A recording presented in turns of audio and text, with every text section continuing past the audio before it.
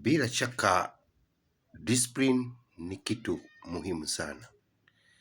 Ni kwa sababu mtu akikosa discipline, hata mambo yale huwa anafanya haikamiliki, na hata akifanya unaona hii jambo amefanya halikufanywa ni mtu mzima, ni mtu ako na akili yake.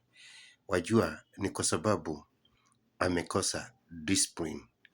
Kuna watu wanaweza kwenda kwa bar akunywe pombe, akunywe pole pole amalize, na aende kwake nyumbani, na alale, na asisumbuane na mke wake, na asubuhi aamke na aende kazi yake na hakuleta vurugu.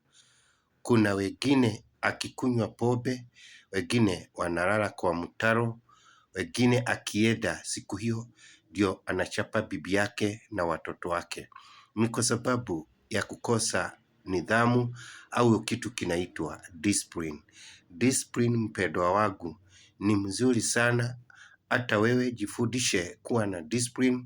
Wakati mtu anaongea, shuka yale maneno unaongea, na usiseme wewe ni mtu wa Mungu na unatokagwa na maneno mabaya, maneno hata mimi sitaki kutaja hapa.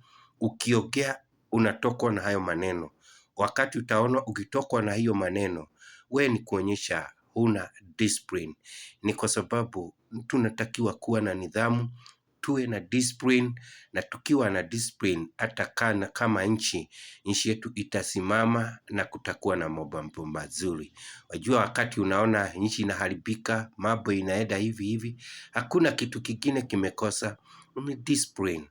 Wakati wowote hata kuvaa, hata nini, hata kina wadada wakivae wakiwa na discipline, na ukiwa na discipline unapewa heshima. Yaani hata ukisimama mbele ya watu kuongea, ongea na discipline. Si lazima utokwe na maneno ya kurushia watu wengine, ukisema huyu yako hivi, huyu yako hivi.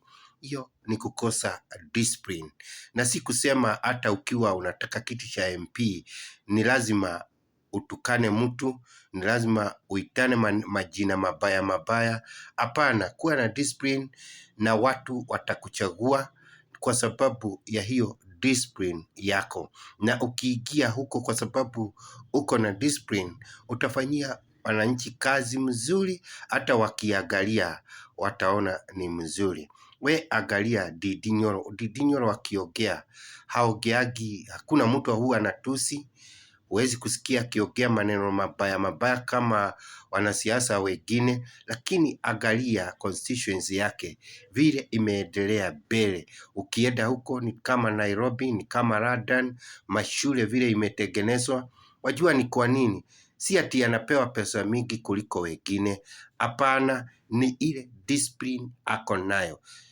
Viongozi wote wakiwa na discipline, mambo itakuwa sawa na watatengeneza nchi kama vile Ndindi Nyoro ametengeneza constituency yake. Angalia hata mtu kama anaitwa Irungu Kang'ata, angalia hiyo kaunti yake vile imeenda mbele, vile ametengeneza maneno na haongeagi. Hakuna wakati utasikia ati ametokwa na maneno ya kutusi watu, kuongea vibaya. Hapana, lakini ukiangalia constituency yake imeendelea mbele kabisa. Kwa hivyo wapendwa, tuwe na discipline. Tukiongea tuwe na discipline. Ukiangalia shule kama hizi kubwa, unajua hakuna kitu kingine zinafanya ziendelee mbele, ni ile discipline walimu wako nayo.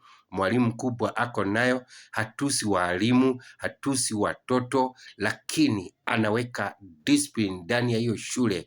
Ndio sababu unaona hiyo shule kukifika ni wakati wa mitihani kutoka, hiyo shule kila wakati iko mbele.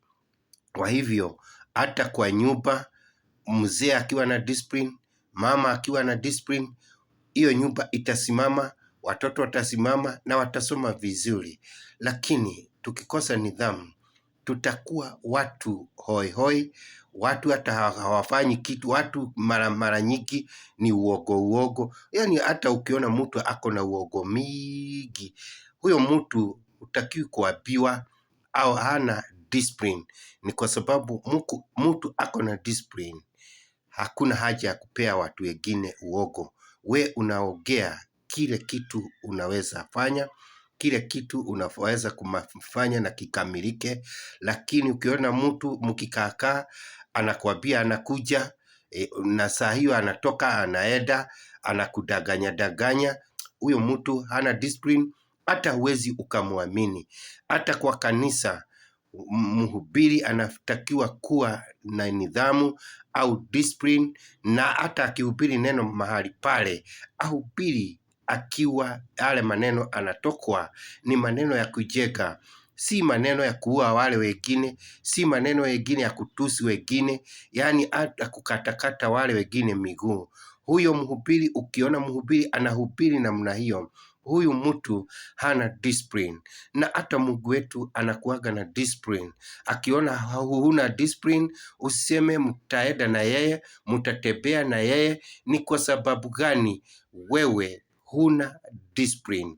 Lakini ukiwa na discipline na umeokoka na umemwamini huyu Mungu, mtaenda na huyu Mungu bali sana, na utaona hata kuhubiri kwako kutakuwa kwa kujenga wengine, kwa kuinua wengine. Yale maneno itakuwa ikitoka ndani yako ni ya kujenga. Lakini ukiwa ni mtu hana discipline, wewe ni lazima utokwe na maneno, na hata hujali ukiita wale wengine yale majina unawaita, ni kwa sababu wewe huna discipline. Discipline ni kitu cha maana sana, hata kwa mitandao. Hata ukitoa kitu kako hapa kwa mitandao, toa ukiwa na discipline. Wacha kutusi wengine, wacha kuingilia maisha ya wengine, wacha kuwa ati ni lazima ndio hiyo ya kitu yako, hiyo content yako iendelee na watu waipende.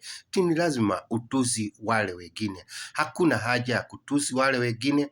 We tengeneza hiyo content yako vizuri, iwe ni ya kujenga, ongelesha wale watu wengine wote wa vizuri, wajenge, na kusema kweli watakufuata, watakufollow.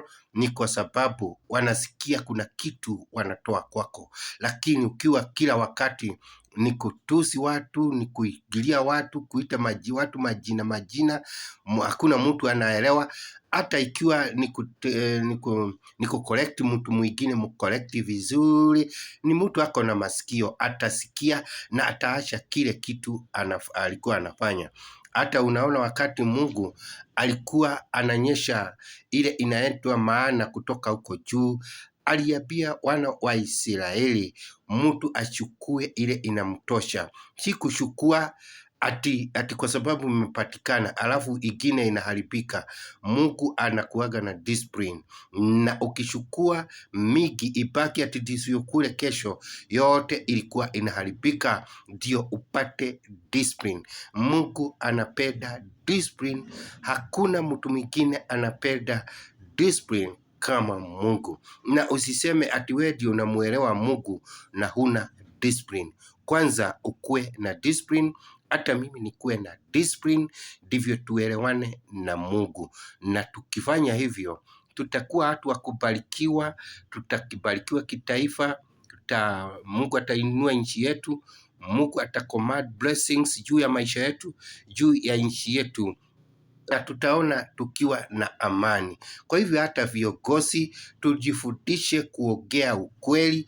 Hiyo ndio kwanza inaonyesha tuko na discipline kama viongozi. Kwa hivyo wapendwa, tupende kitu kinaitwa discipline. Ni kwa sababu kutoka mwanzo ni Mungu hupenda discipline, na discipline huwa inaleta baraka, huwa inaleta kuendelea kwa nchi, huwa inaleta kuendelea kwa mtu binafsi. Lakini tukianza kutuziana, mimi na kutuzi, mimi na wewe unanituzi, sasa hiyo ni nini naendelea? Tunataka kuonyesha wengine mimi ndio ninajua Mungu kuliko mwingine. Sisi wote hakuna mtu anajua Mungu.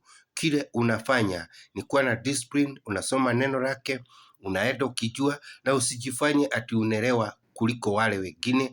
Unaambia wengine msifanye hivi, msifanye hivi, na wewe hata wewe uko na weakness yako. Wewe eleza watu kile unajua na usiwaonyeshe hawajui, ndio na wao wakwambie kile wanajua. Hiyo ndio kuendelea kumjua Mungu, ndio endelea kuhubiri injili ya Mungu, ndio kuendelea kuinuana kama nchi, ndio kuendelea kufanya kitu. Lakini mtu akijifanya yeye ndio anajua kuliko wale wengine, ataharibu maneno.